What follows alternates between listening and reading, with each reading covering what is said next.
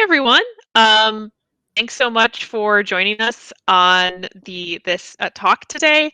Um, this is I'm not going to read the whole title because I was creative and tried to make a funny one because I'm a former academic and I'm like, I have to make my titles exciting. But this is a discussion about online playtesting and what are we doing with it? What the heck are we? What's even going on with this? It's a brave new world for many of us, and we're going to be having a conversation today about what is up with it and how we can do it in a great way. So I'll introduce myself, and then I will introduce our other, leave it to Ben and Jessica, our other two panelists, to introduce themselves a bit. My name's Kate.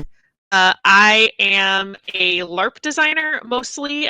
That's actually the only thing I have designed. I'm too scared to design board games or tabletop games. So I mostly design short parlor or freeform style LARPs. Basically, they want things that can be played in 4 hours or less, minimal costuming, no prep beforehand, things like that. So that's actually honestly been fortunate because that often seems to have lent itself better to an online environment since we were not as focused on immersion in ways of costuming or scenery or things like that. It's usually we would have been playing it in an empty conference room or something like that. Things that I have done, I wrote my first LARP for the Golden Cobra contest, and I tend to be one of those people who writes mostly for game jams and contests, so I actually do things. I've written and published 7 LARPs, and I'm having my first LARP getting published in the anthology for the Make a Scene Festival, which is going to be coming out on Kickstarter in early 2021. That's a bunch of cool LARPs. Mine one, which is what I'll be talking a lot about playtesting online, is one called Helvete, which is about toxic masculinity in the Norwegian black metal scene. And let's see, in terms of experience on playtesting, the other thing I am a community organizer. So I run LARP Shack, which is a weird little freeform group in Durham, North Carolina. But we have been organizing and playing playtests for our designers and other designers, and as well as running my own playtest for Helvete at LARP Shack since March. So we have run at least 10 playtests since our first online game session in March for online LARPs. And so that's going to be really what I'm going to be talking about today, is that experience in doing that kind of testing of LARPs. Dan, what about you? Ben, my God, I can't talk. Ben. No problem. Hi, I'm Ben Harkins, Floodgate Games. I'm the owner. We've been making games since 2012. We're probably best known for a game called Sagrada, which is about building stained glass windows out of dice. I also design and do all of the development for our games as well. We've been dealing with the whole pandemic situation like everyone else, and have done a lot of cool stuff for moving our playtesting to be purely online. And I'm excited to share a little bit more of the details of that with you all. Jessica, take it away. Cool. So I'm Jessica Hammer. I'm a professor at Carnegie Mellon University, and my research and teaching are games and games. And specifically in terms of I'm lucky because my position allows me to bring together research on games with maintaining an active game design practice. In the last 5 years, I've made probably 12 different games across digital, non-digital categories. We've made a bunch of award-winning games out of my lab or out of my creative practice, including role-playing, board and digital games. So I've had the opportunity to work with an enormous number of talented designers. In terms of playtesting, one of the things that I'm sort of bringing to the table here is actually study what makes playtesting effective and how you get good feedback from people about your game.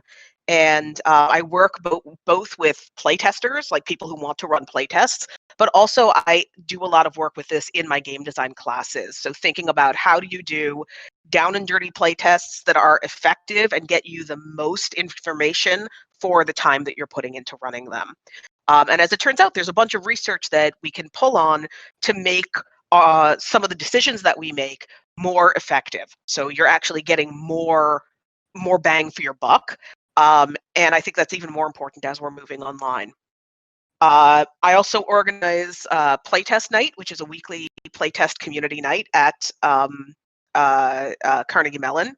And I do a lot of playtesting in my own work for games of various kinds. Currently, we're trying to playtest a 2-player augmented reality experience, which involves shipping a lot of phones to people, which is super fun, actually. Everybody's like, I've got the phones today. I'm going to play. I'm going to play. I'm going to play. So happy to talk about any or all of this stuff. And I'll pass back to you, Kate. Awesome. Also, I really now just I'm like, oh my God, what is this game about phones? I'm really intrigued. Tell me more. So thanks. As you can see, we've got a lot of really awesome experience on this panel. So we've got a few questions that we're gonna answer, but we want to make sure that we're gonna be definitely leaving at least 15 minutes at the end of this for your guys' questions. So please enter them into chat, and we're gonna be really excited to hear what your questions are as well. Think on our feet. So one of our first question is, what are the main differences between online and in-person playtesting in your experience? And I'm gonna start with Ben on this. Oh man, it's there are so many differences, like both advantages and disadvantages. I'll cover a couple that I've noticed so far. One of the primary advantages is we are able to iterate so quickly when our testing is online. It's amazing. So for a recent test that we just did, we brought the game into Tabletopia and distributed it to our group of playtesters, had a 2-week window of play, and we were able to get through 4 iterations in that 2 weeks, just because we didn't need anybody to print and cut anything. We didn't need people to gather at a specific time together. They could schedule what times worked for them as long as they were within our window. That has been one of the biggest advantages. And there's a lot more detail to that we can get into, but the yang to that yin is definitely that it's really tough to get feedback on the human emotion side of watching people play games. You can ask all the questions in the world and ask for all the feedback you want, but nothing beats seeing people's eyes light up or seeing their head in their hands when they're trying to figure out how your game's supposed to work. Absolutely the biggest disadvantage that I've noticed so far is just being so disconnected from the human emotional component. Jessica, what do you find? Yeah. So I actually agree. I think those are 2 really key points. And maybe I want to follow up on this idea of being emotionally disconnected, because that's something that we've been experimenting with how to mitigate. And one of the things that we've been doing is actually, instead of having people playtest where multiple people are playtesting at a computer, everyone's at their own computer, is to try to recruit playtesters who are living in community. So if there are 3 or 4 people in their bubble where they can actually play and have their webcam looking at the whole group, right? And now that, of course, gets you back to the problem of they have to print stuff, they have to cut stuff. We actually have a small budget. We've just been shipping envelopes of pre-printed stuff all over the country. So if we do the printing and the cutting at it, and we have giant printers, and we have we have lots of infrastructure to do this, and we have students who will do it. And sending the paper actually tends to lower the barrier for people to do this kind of playtest rather than asking them to do it themselves. The other thing that's been really helpful in terms of getting emotional feedback is there's a measure that researchers use. It's called the emotion valence scale. The valence arousal emotion scale. And it's basically a grid where people talk about how good or bad they're feeling, and then how active versus chill they're feeling, right? So valence, good, bad; arousal, excited, calm. And that's the kind of thing that we've been working on, some methods where we just ask people at the end of each turn to place to write a number. So like it's turn 1. All right, how are you feeling right now? Put a 1 on there. Like just write the 1, 2, 3, 4, 5, and then take a picture of it and send a test at the end. And that's we can't.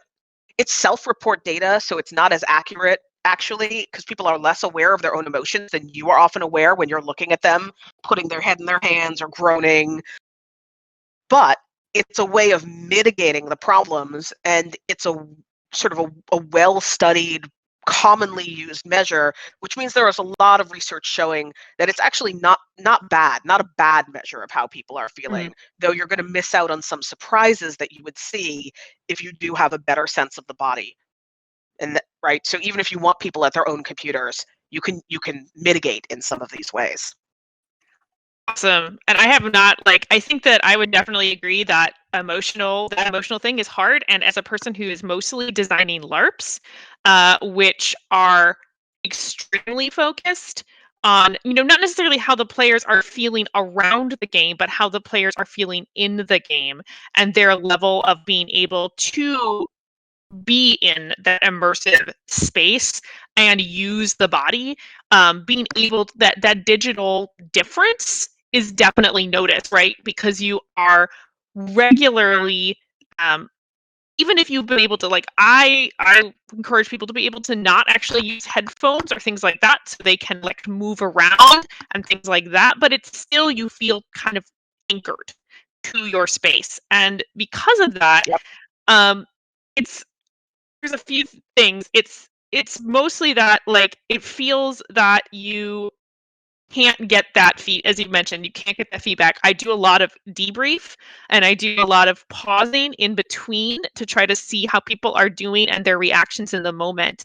And I do still, because we're on camera, I do try to gather that information. I can usually watch everyone so I can see that feedback, which is helpful. But it isn't as, when I was doing Helvete, that is a game that is designed to normally be played in an analog space. And so that was, there's the challenge of that. There's also the challenge of how do you capture the small group conversation? That is often such an important and vital part of the style of LARPs that we're running, when they're having that small off to the side conversation that build into that bigger culmination. Right. So that's definitely a difference. Those are challenging things to capture. So I do think, I was going to say, I agree that and for me, actually, there are a few other things. One, you can cast a much bigger net for me. So that's something really cool. And I think Ben, I've talked to that as well. I've been able to expand the amount of people who've been able to participate in our play test to a much broader range of people who we would have never been, able to get into our playtesting spaces. People who are, for whatever reason, can't travel, can't go to an in-person event, people with kids who don't have time to make that commitment to come to an in-person playtest. They've been able to, people with accessibility issues, they've been able to actually come and help playtest, which has been really nice to be able to expand that. I think my other big thing that I was going to say is, I feel the biggest thing that I've had to struggle with playtesting online, or a difference, is I find that it's much choppier. I don't know what that means, but I find that maybe because of the technology setup, the issues that happen with that, I find that I can't do a flow of a playtest as much as I would. Often in LARP, I like to kind of, run through the workshop, see how everything's going, and then I usually want to see at least how one or two scenes are going to flow, just on their own, because that flow is so important, and to be that continuity. And when you come into those technical issues, that's going to be stopping that flow at a place that you're not expecting. So it's just a little bit choppier, and things I feel like I can never figure out exactly what the timing is. So that's one of my other issues, because it's is this timing because the technology is weird? Or is this timing because this is just taking too long and I need to cut this thing and cut this down and it's too confusing? I just always feel like I'm a little unsure about that. So I don't know if you guys have anything to add on to any of what I'm just curious about clarifying, is that flow within when do you interrupt and ask for introspection, for feedback and such, or is it flow more even just the nuance of latency of syncing video and audio? Is it? Yeah. Oh wow, yeah, that's good.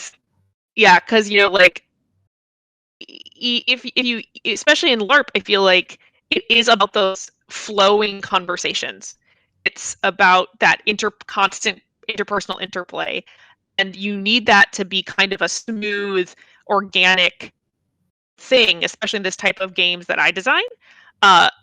And so, because if you've got latency, if you've got people who can't hear, if you've got any of those little gaps, it breaks down, and suddenly you're now missing the essential part of that experience. And it's hard to tell, like, are things not working well with the conversation because someone can't hear something, or things are a little off, or is it because this game is not actually creating conversation like I want it to create? So yeah. But I think there's actually real advantages to digital to online playtesting for polycentral games. That's the technical term, right? So like games like where you're all playing a board game together, right? You're all paying attention to a single thing. LARPs, like Kate is describing, when things break up, it's not that there's a center, it's that there are many centers. And I've been struggling with the problem of documenting LARPs. How do you do research on LARPs when like they explode, right? And how you don't want people following everyone around with the camera? It's weird, it's uncomfortable. And doing things online actually lets you record all these parallel conversations and all these parallel sessions. So I think that there are ways to like lean into those strengths, right? And recognize like maybe you're not going to get the flow, but on the other hand, you can find out like what are the 5 conversations that just started, and you can do that in a pretty unobtrusive way. Like if people are doing it on Discord, you just record all the channels. You don't have to be there as long as you get their consent, right? And that lets you see how the game is going when you're not there to watch it. You can adopt some of the same techniques for testing tabletop games. So for example, you can route people's mics instead of to the central table. You can just route them to record locally a think aloud. So have them talk through, I'm making this move because, and have people chat about, if they want to talk about the game, have them do it in chat. But use the audio channel to get them to reflect without the other people at the table being able to hear it. So I think there's some real advantages to the ability of online playtesting to have distributed recording and distributed data collection that helps you see what's going on in different players' heads, whether they're all interacting with the same artifact or not. That's a really good, I was gonna say that's a really good point, because while I'm doing all these things, like we also with Helvete, right, what we did, and it's the kind of thing, was we set up a bunch of different Discord channels or Discord rooms and let people move in between those rooms, and we were able to therefore monitor. I had myself and my co-GM be able to monitor all of those rooms and hear those conversations, where we wouldn't have been able to fully be there on all those conversations otherwise. And that was able to give us like a lot stronger feedback on where those different conversations were happening and how those things were evolving.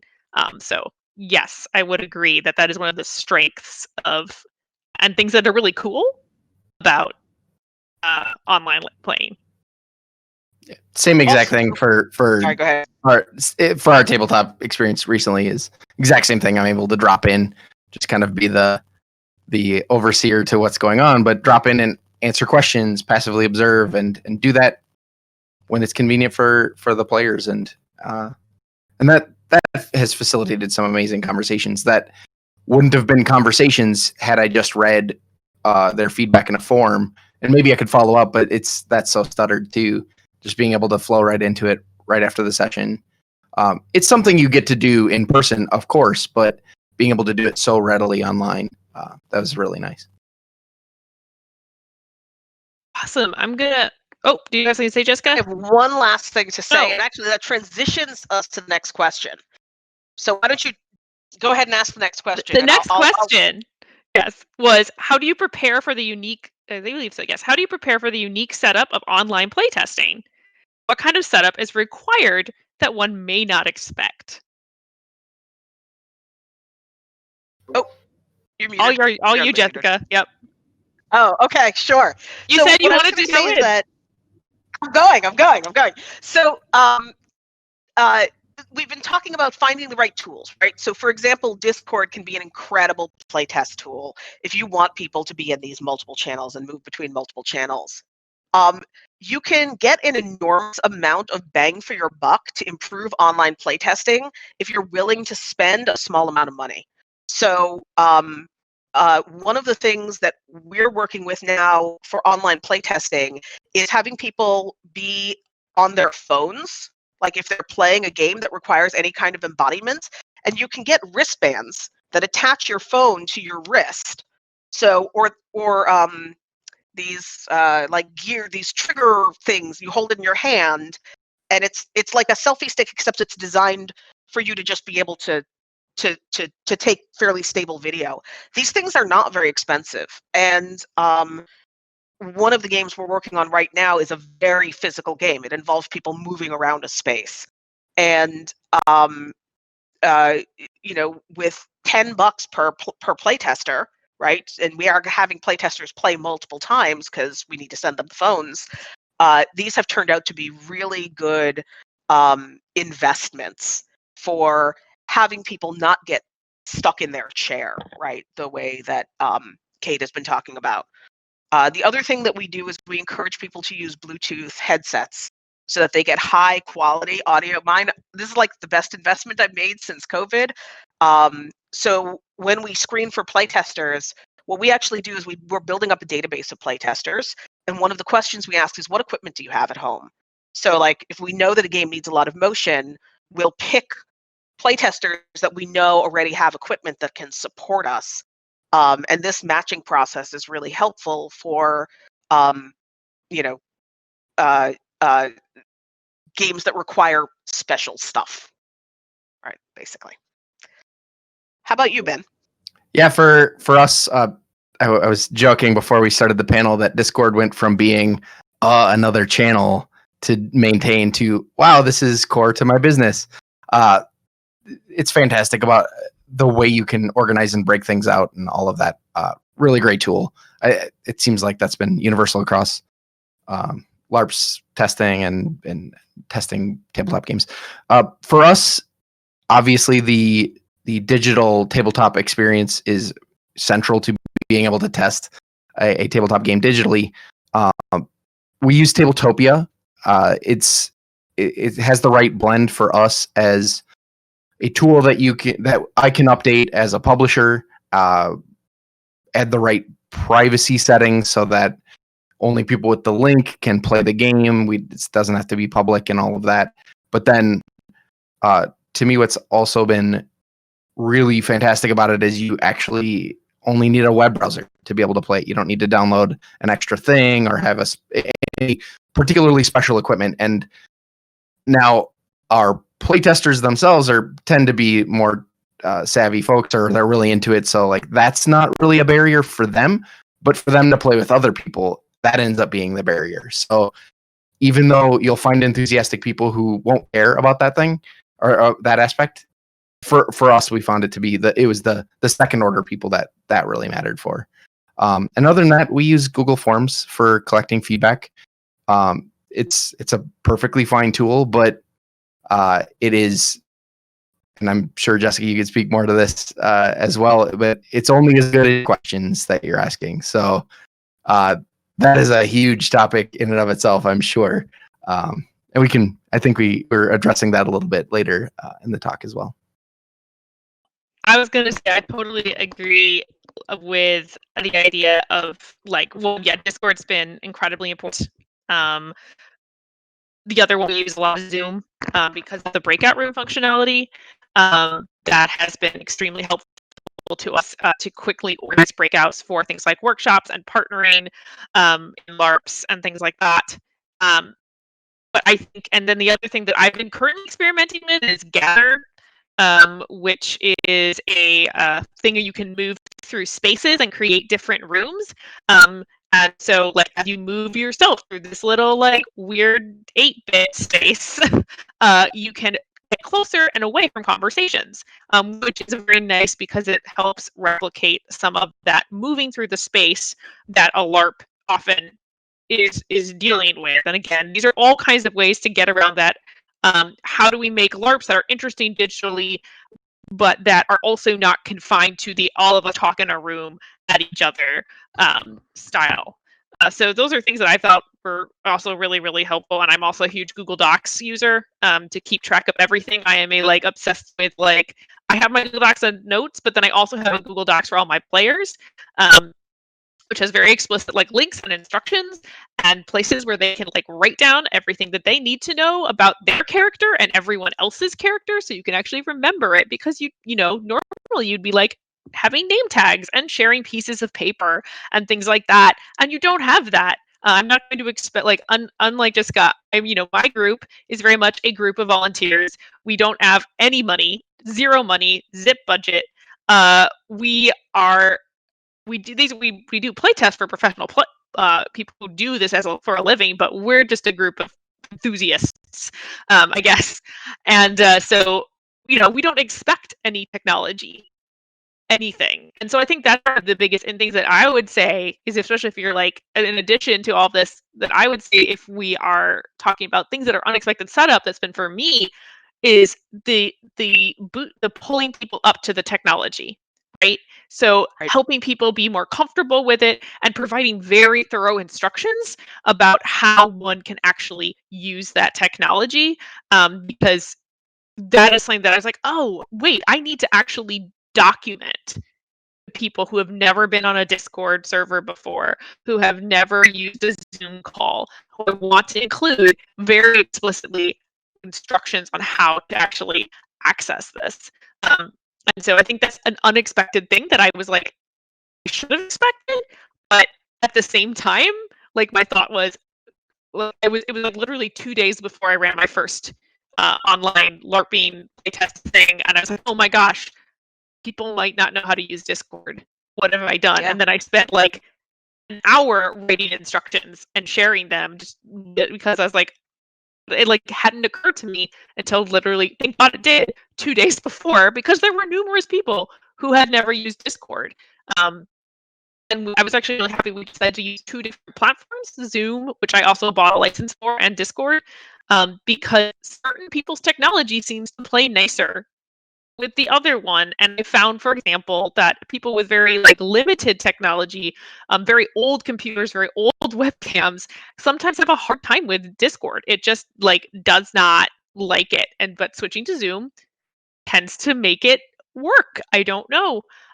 So yeah, I think having numerous technologies that you can pivot between based on what your needs of your group are is also really something you should think about, and something I hadn't thought about. Yeah, and I think one thing that's really important, I think that this point about teaching the technology, a lot of my student game designers, they get very hung up on how a novice, a first-time player might encounter their game, which is appropriate, right? You want your game to be learnable. You want people to be able to access it, even if they're a first-time player. But when you're bringing playtesting online, it's really hard to tell a difference between problems people are having with tools and problems that people are having with your game. So I've actually been pushing my students to build up a pool of repeat playtesters who get used to the technology that they're using, and then can give feedback that they know is really about the game itself. So I've actually had them design warm-up games, right? So this is not the game we're playtesting, but we're going to play this on Discord so that you're all used to playing this thing on Discord, right? Or before we play, you sent us this print and play kit. Before we play it, we're just going to play one round of a card game and make sure that we all feel comfortable with that camera that we stuck up in the corner to record us, right? The webcam that we put at the end of its tether. And that has been really helpful in terms of getting better information about the game itself, rather than about the problems of what might be a really lo-fi prototype.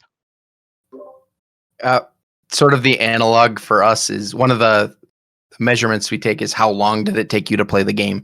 We want to maximize your time value, right? The game doesn't overstay or doesn't feel like it ends too quickly. And the tech has been incredibly challenging to unwind from all of this. And how do we're asking people okay, notwithstanding any technical issues or slowness from the interface or whatever, how long do you think the game felt like did it feel like it overstayed? it's still only an approximation, but it's been really tough to get actual hard numbers around that, so we can confidently put on the box, 20 minutes per player, 15 minutes per player, and that sort of stuff. Yeah. Right, because doing this because 100% it's so hard. I'm like, is this LARP 3 hours or is it just 2 hours and it's because all the tech went weird? Oh, I don't know. So that's a place where just finding one group that have enough people in the same pod to playtest for you can be really helpful, right? So you can literally, the game's all ready, you think it's ready to go, you just send it to them and say, we think this game takes 2 hours to play. Play it. Like, we don't care, we don't want to watch, we don't care. Just tell us how long it took you to play it in person.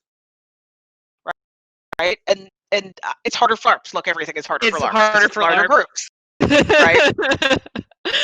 Say, these are some of the things. People in a pod is a challenge. So that's one of the reasons why one of the things we've been doing is creating these databases. So we have, I guess I'm teaching something like 100 students this semester in various capacities. If each of them has 3 contacts that they're willing to put into the playtesting network, odds are someone's going to be, like, a lot of them, for example, are overseas where the restrictions are much less and COVID is much more under control. Or, a lot of them are like, oh yeah, I had like this big house of housemates who are all potted together and there are like 9 of them. So if you're casting your network wide in the way that online playtesting lets you do, it might be possible to mitigate some of these issues, but that takes time and infrastructure. And actually, now that I'm saying this, I wonder if there's a way for us to share the infrastructure that we're creating at CMU with people like LARP Shack, because you guys are a nonprofit, volunteer, or whatever. You're not trying to make money. That's actually very easy for us to collaborate with. Ben, I'm sorry, money makes everything complicated, but maybe there's a way for us to make this like a public resource for everybody who wants to be doing better playtesting and might need weird circumstances, like owns 2 Galaxy, two phones of a particular model, and they have to be the same model, right? Or has 6 people in their pod and is willing to playtest something. And they're out there, right? The question is just how we find them. So maybe the 3 of us should have a conversation later about sharing resources. So I was going to say, the one thing that I thought was, and I know we've got a lot of questions, but this is a great conversation. And what I was going to say is, so I was involved in a really awesome online conference, kind of meetup earlier this year in August, called LARP Core, or LARP Community Organizers. And out of that, we did start Facebook is, I know, a terrible thing, but we did start a Facebook group for remote playtesting. And it's hard, though, to still get, because that was our idea, right? Like, we have people who might be willing to playtest across the country and be interested. Can we share this to find people who would be interested in playtesting our games, who have that kind of good, like a pod network or something like that can happen? So that was like what we did out of that. But it's gotten some uptake, but I feel like all Facebook groups, it's very hard to actually get uptake out of. That's a whole other conversation about how Facebook groups are annoying.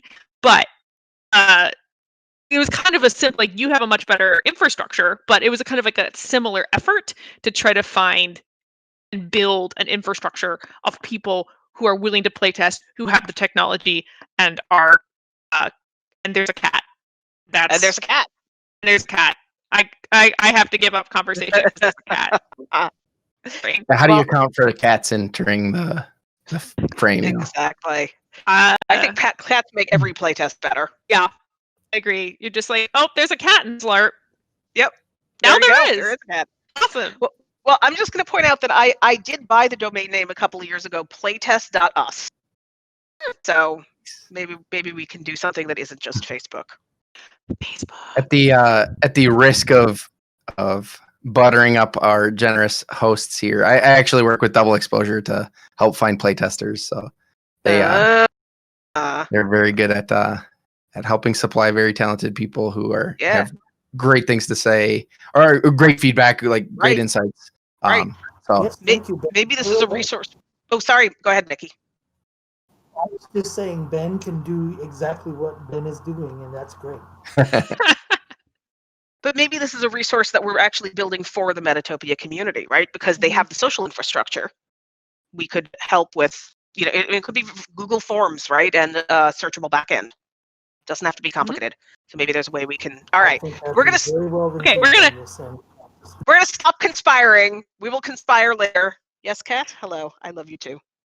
So we've got. I actually wanted to ask. I'm going to skip a few questions. We've already definitely covered, I think, what the benefits and challenges of running an online playtest are. We got that one covered. So how do you? So I guess here's a question, and we were talking about this with the emotional. How hard it is to see emotion sometimes online, but there's also the other part of it, which is people are having Zoom fatigue. People are having emotional fatigue from being online a lot. And I know that this is something that I'm interested to hear because I know that this is actually something that's been causing a lot of issues with my own community. We've had a lot of people who have just dropped out of the community who are not there because they say, I cannot be online anymore. I spent my entire life in a Zoom meeting and I cannot have my Zoom meeting be my fun time, right? That's something that's like a bridge too far. And I'm kind of interested in seeing how you guys get around that. I know for us, we've been trying to use things like Gather Town to try to give a different feel, to kind of make it feel like it's not another meeting. We're trying to keep playtests short, even if you can't playtest everything, so people aren't like stuck for 4 hours looking at a screen. And we're basically trying to make the barrier of entry as little as possible, including being like, sometimes you don't need your video on. Like, okay, we're doing workshops, just turn your video off. That's fine. We don't need it. We don't need you to be staring at the screen all of the time. And we try to be very chill and have like a culture of joy around playtesting. But it's still like, we get a lot of people who drop out. We get a lot of people who don't stay in because they're like, well, this is something I thought I could do this, but my Zoom fatigue, my internet fatigue is so great. And I know you guys both have maybe a little bit different issue than I do. As I said, it's all volunteer. It's like, this is what people do because they love it, right? Like, this is a group of people who are giant dorks who really just love playtesting LARPs. But how would you guys, like, what do you think about that, about Zoom fatigue and overcoming that digital exhaustion? I mean, I've grown up 2 feet from a monitor my entire life, so I think just good habits around stretching and doing all of the healthy computer use habits that you should be building as a digital citizen. Altogether is probably my best, not great answer to this. I haven't found it to be personally a problem, but again, I'm a professional sitter, so it's pretty easy for me personally. I will say I find Zoom absolutely brutal. So I've started, when I calculate my working hours, I calculate anything I'm doing on Zoom as time and a half because that's how much it takes out of me. So I'm very sympathetic with the people who are like, I'm just done. Nope, no more. And we actually have a range of strategies for dealing with it. When we have funded projects, we pay our playtesters, but that's not an option for everybody. Another thing that we do is we try to get playtesting assigned in classes so that people can get course credit for it. And that's actually accessible to people outside CMU. We work with outside partners on a regular basis, and your local university probably has people who are teaching in games or related fields where they could assign people to do X number of hours of playtesting. They get course credit for it. They have a good time. You get playtesters. There's a lot of these win-win situations. Another thing that I've been doing that's sort of my secret sauce that I will now share with all of you is there are lots of people who are running events online that are there. So like my department is like, we want to have a holiday party, but we don't know what to do, and it's not going to be fun, and it's going to be kind of crappy being on Zoom together. And I was like, what if you play tested a bunch of games at the party, and everyone was like, oh my God, that's brilliant. Like, it'll be an activity and we'll have something to talk about. So I would think about what organizations that are not gaming organizations you have access to that might want this kind of experience to help, and that helps you. And it's the kind of thing that would never do if they had alternatives, but they don't. They don't have good choices. Though I will say I did invite an alpaca to my lab meeting, which was received extremely well for a small donation to alpaca care and rescue. So Kate is laughing, but you can really set this up. I'm excited invite an now. alpaca to your next meeting. I will. The other thing, and I think you've seen this as a theme in everything I'm saying, is move people away from the computer. So, like, have people play at a table with the webcam watching them. Have people play on their phone or on a tablet instead of at their screen. Anything that you can do to let people move their bodies around and not be sitting in a chair the way they have been all day will help them feeling like they're doing a different kind of activity. And finally, I will say my lab is working on a super secret way to reduce Zoom fatigue, and we may be looking for playtesters as early as April. So put that in the back of your head. If you have games you want to playtest, there may be something that we can do to help. So, spoilers. Just going to emphasize also the stealing organizations that you belong to and telling people about gaming and playtesting. I help run a conference. In my other life, I'm a librarian. It's electronic resources and libraries, and they're like, "What are we gonna do during our March conference?" Because like normally we'd be out having cocktails in Austin, and we can't do that. And they're all a bunch of dorks, so because they're librarians. And so I was like, why don't we just run a bunch of games for you guys? Let's do that and then have a conversation. And they were like super excited because it was something to do. So I did the exact same thing Jessica did, as I plugged that into a captive audience who don't have a better choice. Yeah, I think I'll just say, like, it's kind of unfortunate if you're playtesting a tabletop game, you're glued to the computer. If you're playtesting digitally or online, so sorry everyone who. There's no way you can't do it on a browser and a tablet. You can. There are some limitations with some of the software that you can or can't play on a tablet specifically. It depends on if you pay extra or tune the game for that experience. But Sure. For the most part, we found most people tend to be on a browser sitting at a computer. So Sure. We didn't have a lot of alternatives there, unfortunately. Hopefully that evolves a little bit more, or we just get out of the situation altogether and start playing games with each other face to face. Oh my God. I don't even know what it's like. What is that? So I'm going to cry the first time I get to play games in person. Sorry, go ahead, Kate. I can't. I'm thinking about my gaming group. I'm just like, oh my God. So I had one more question I wanted to kind of ask, which is, before we go into other people's questions, which is, we hinted about this a little bit. What are issues about getting good feedback from players that occur online, and how can we kind of work with that? Like, you mentioned like Google Forms and things like that. We've got that emotional issue, but how can we, like Jessica mentioned, questions that she often uses? How can we kind of work in this format on the online experience to make sure we're getting good feedback from our players? Ben, you want to start? Because I have a rant, so I'll hold. Yeah. I used to build software for surveying people, and so this is kind of central to what I think about a lot: is how do you ask good questions? How do you form the questions to not sort of lead people to the answers you want to hear? That's definitely a thing, and I've found there's not a ton of difference in what we're asking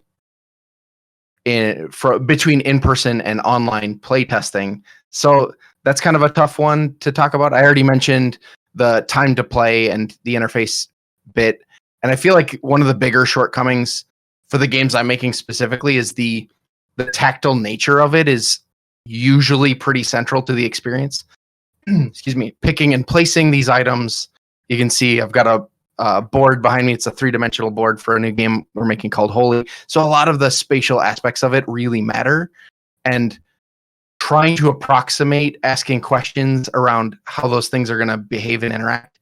The game we just finished testing has little hexes where you like intricately place little diamond shapes into them, and they fit really nicely in the physical prototype with the online experience prevented you from even being able to rotate them. So it was difficult to ask questions around, did you like the pieces? Did you like the way it felt? And those kind of things. So I know that's not really kind of going down the content path, but that's one of the bigger challenges I've found. But we could also cover, hey, what do I think makes a good question for playtesting in general outside of being online?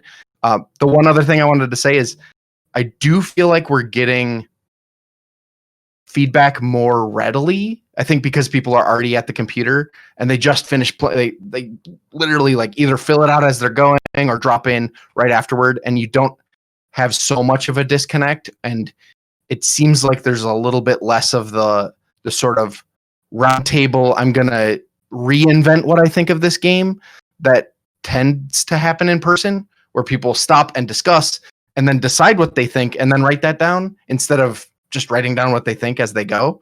I feel like I've gotten a little more of that just raw feedback, which is the actual feedback that I've been wanting.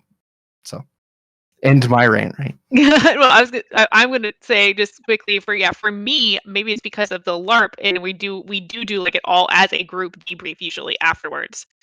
Still on the call, so that's kind of the traditional thing that we do, and we continue to do that.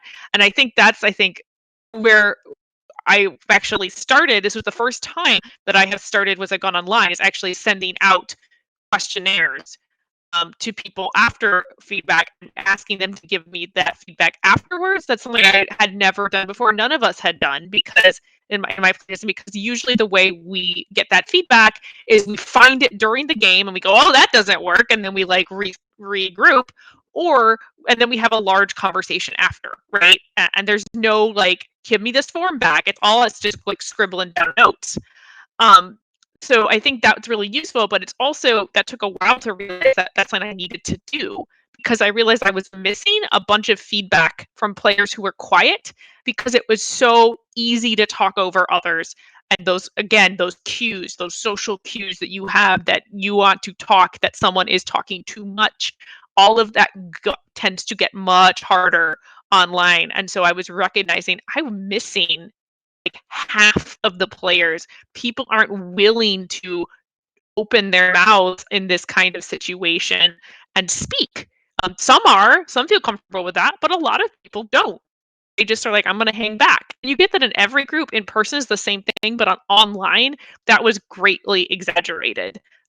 So that was something that I really had to switch how I thought about getting feedback, and recognize I need to create an alternative forum for people to give me feedback, or I will not get feedback from about half of my players. And that is other than the stuff that I'm watching and writing notes on, and that would be really sad. I don't want that experience for my game or those players. Jessica, what's your rant? Now, I'm going to give the mini version, because I want to make sure we have enough time for questions from the audience. There are a bunch of qualities that you want good feedback to have, and there's a large body of research on good feedback. So you want it to be diverse, you want it to be timely, you want to get it quickly, right? You want it to be relevant, you want it to be critical, you want it to be actionable, specific, and justified. And this is a skill. Giving good feedback is a skill that most people don't get a lot of chances to practice, and nobody will teach you.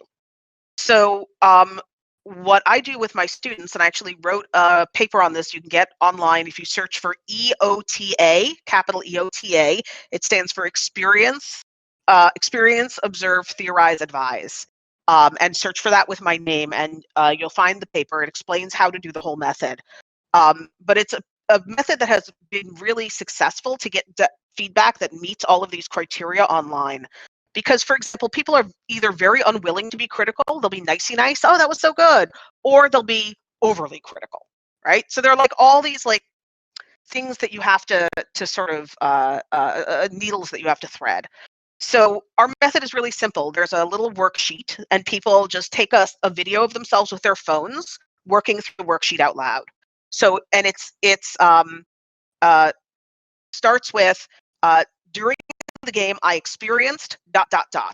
and it gives you prompts for sentences. So all sentences in this section should start with I did, I felt, I thought, I decided, right?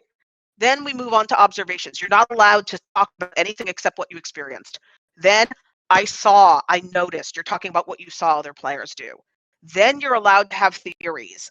I think this happened because, and only at the end are you allowed to give advice. And usually by then, actually, instead of getting the like kind of crappy, like, I don't actually know how to be a game designer, but I think you should do X advice that you will get, this actually helps even novice designers or people who've never designed a game give you really meaty advice, because they'll say, my theory is this, and if you want to do this, then you should do that. Right? So you can much more easily see what they're thinking and evaluate whether it's relevant to your game. I highly recommend this method, and it's really easy to do if you just ask people to do it into their phones and send you the video. It gets you very, very rich feedback on a number of levels, and it helps people be critical, specific, actionable, and justified. As well as, because they're doing it individually, feedback stays diverse. People don't like tell each other what to think, and timely, and people can do it quick. You can get it really fast. So it meets a lot of these criteria for high quality feedback. I'm done. We can go to questions. Please, I publish my work because I want people to read it. So if this sounds interesting, go forth, read things. Oh, that's the end. So I don't know, Mickey, do we have any questions from the audience? If we don't, we can just keep on talking. But No, we do actually. Several of the questions that I do have on the list came earlier in the conversation. I think you organically answered several of them, which means that you really did great prep and covered a lot of great stuff. There are a couple of those that I have that I think would be good to talk about. Glass is not glass is the name of the user who asked this question. If you test online something that is intended to be played in person and has a substantial social, emotional dynamic, do you have issues with people taking up space differently online than they would in person, especially shy people and introverts? And how do you address that difference? I want to jump on this because I was going to say yes, you do. You definitely have people who feel more comfortable talking online, and you definitely have people who feel more comfortable that, again, it's that experience of in an in-person game, you can often kind of pull yourself away into like a smaller conversation or things like that. Follow your own, especially in a LARP, right? Follow your own path and really create an experience that you feel comfortable with.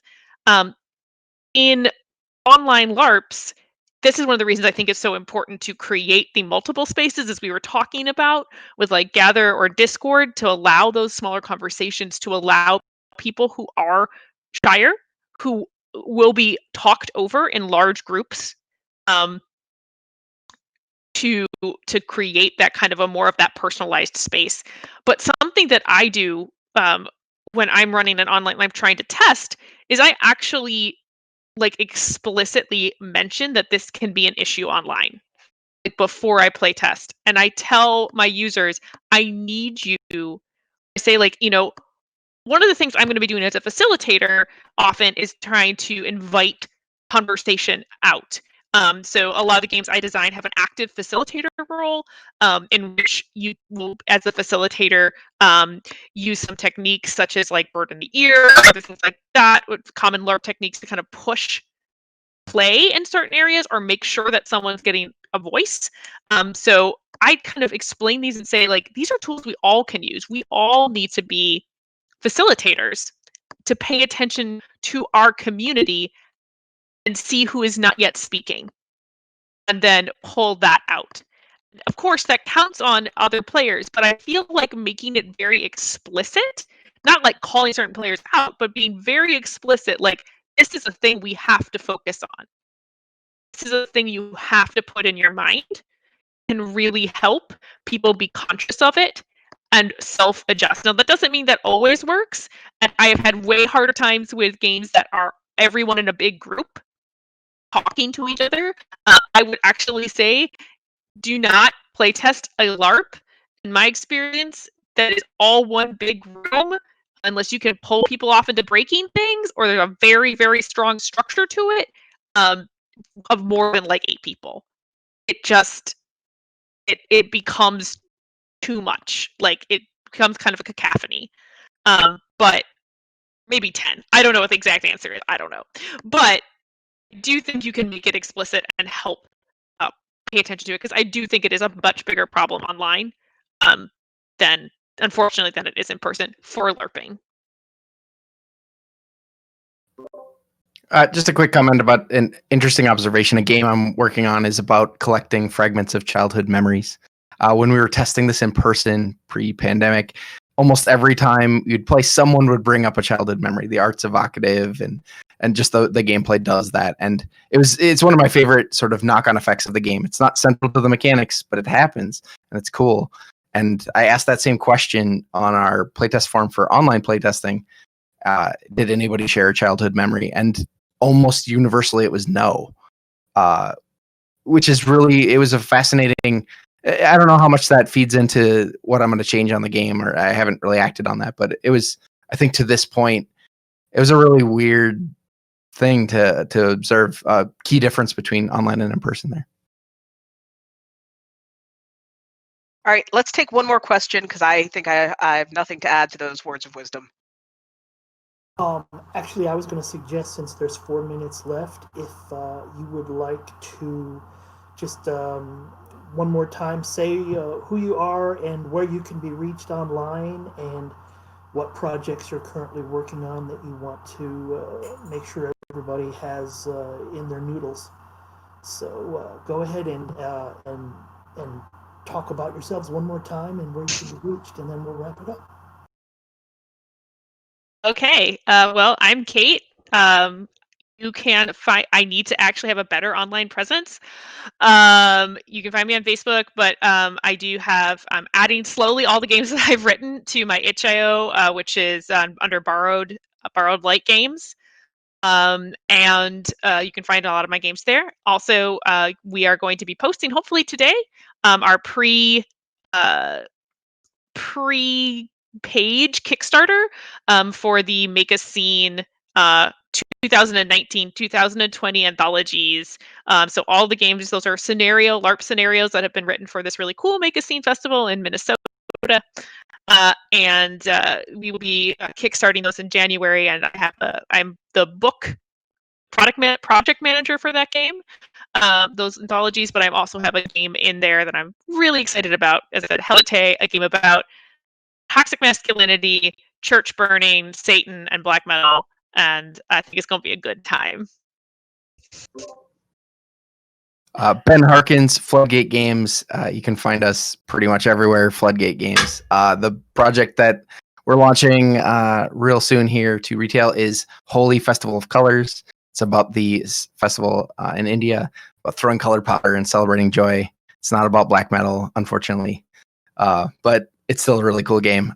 Check it out if you like family-friendly, abstract puzzly games. That's our jam, so come check it out. I'm Jessica Hammer at Carnegie Mellon University. You can find me at replayable.net, and also at Carnegie Mellon. If you Google my name, you will find me. It's actually a pretty uncommon name.